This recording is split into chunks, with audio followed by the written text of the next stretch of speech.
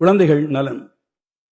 கல்வி பெற துடிப்போருக்கு அவர்கள் ஏழை என்பதால் கல்வி தடைபடாமல் இருக்க ஏற்பாடு செய்ய வேண்டியது நல்லெண்ணம் உடையோரின் கடமையாகும் எனும் பேரறிஞர் அண்ணாவின் கருத்தை சிந்தையில் தாங்கி செயல்படுகிறது இந்த அரசு.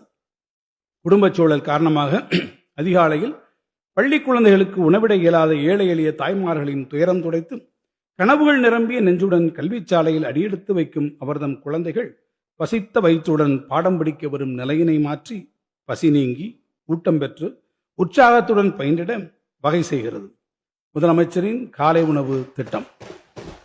இத்திட்டத்தால் குழந்தைகளின் வருகை அதிகரித்துள்ளது, கற்றல் திறன் மேம்பட்டுள்ளது. 19.34 லட்சம் மாணவர்கள் பயனிடும் இத்திட்டத்திற்கென கடந்த 4 ஆண்டுகளில் 1884 கோடி ரூபாய் செலவிடப்பட்டுள்ளது. பெற்றோரை இழந்த குழந்தைகளை அரவணைத்து பாதுகாத்திடும் வகையிலும் அக்குழந்தைகள் இடைநிற்றல் இன்றி 18 வயது வரையிலான பள்ளி படிப்பினை தொடர மாதம் 2000 ரூபாய் வழங்கும் அன்புக்கரங்கள் திட்டத்தின் கீழ் இதுவரை 10,637 குழந்தைகள் பயன்பெற்று வருகின்றனர். திருநங்கைகள் நலன். திருநங்கைகளின் தன்மான வாழ்விற்கு உதவிடும் நோக்கத்தோடு அவர்கள் சுயமாக தொழில் செய்வதை ஊக்குவிக்க இந்த அரசு மானியம் வழங்கி வருகிறது. திருநங்கைகளுக்கு அதிகாரம் அளிக்கும் வகையில் அவர்கள் ஊர்காவல் படையில் சேர்ந்து பணி செய்திட வழிவகை செய்யப்பட்டுள்ளது. மூத்த குடிமக்கள் நலன். முதுமையின் துயதுடைக்க மூத்த குடிமக்களுக்கு பகல் நேர பராமரிப்பு மையங்களாக அன்புச்சோலைகள் 25 இடங்களில் அமைக்கப்பட்டுள்ளன.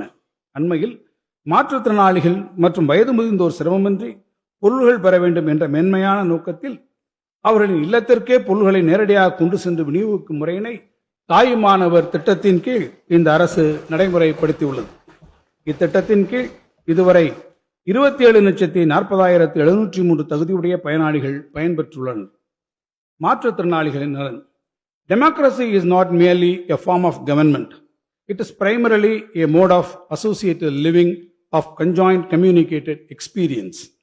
It is essentially an attitude of respect and reverence towards fellow men என்றார் டாக்டர் அம்பேத்கர். மாற்றுத்திறனாளிகளின் வாழ்வாதாரத்தை மேம்படுத்தும் இந்த அரசு அவர்களுக்கு உரிய அதிகாரம் கிடைத்திடுவதற்கான நடவடிக்கைகளை மேற்கொண்டு வருகிறது.